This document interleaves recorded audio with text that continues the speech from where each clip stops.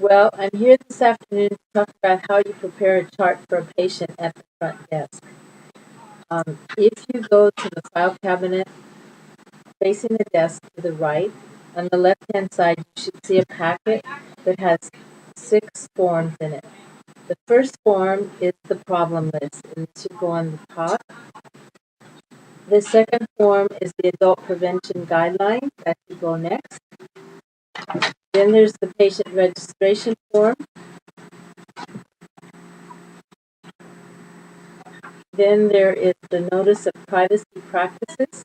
This is filled out after the patient reads the HIPAA form, which is the orange folder in either Spanish or English.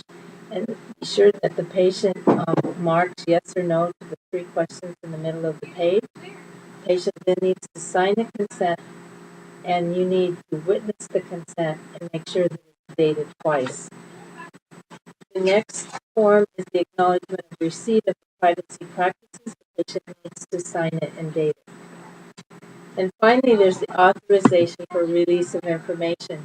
This form, you may need multiple forms depending on if the patient has been to many providers in the past or just one provider.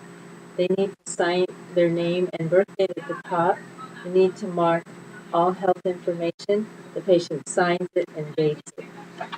And then where it says I request and authorize, that should be the name of the last or the other providers. It would be helpful if you had the fax number or the telephone number. If you don't have that, we need to have the address to find those numbers. So once the paperwork is completed, on the right side of that same lateral file cabinet, you'll find a folder that looks like this. And you'll find a piece of paper that goes in the folder that looks like this. What you do is you fold the one loose paper. It goes into the chart, and there's a sticky that you can take off.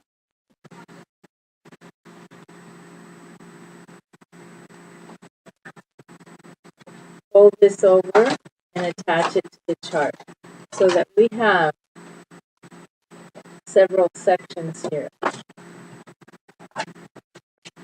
So the chart will look like this. This is the front of the chart. You open it up, and then you have this as a divider in between.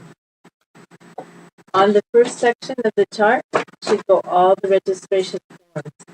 And there's one more form that goes with this, which is the actual referral, who referred the patient, and that should be in the folder that says patient appointment. That should be located either in the back or on the front desk. That would go in the back of this first section on the left. Now that you have the chart put together and you have the folders in it, on this left-hand corner would go the birth date.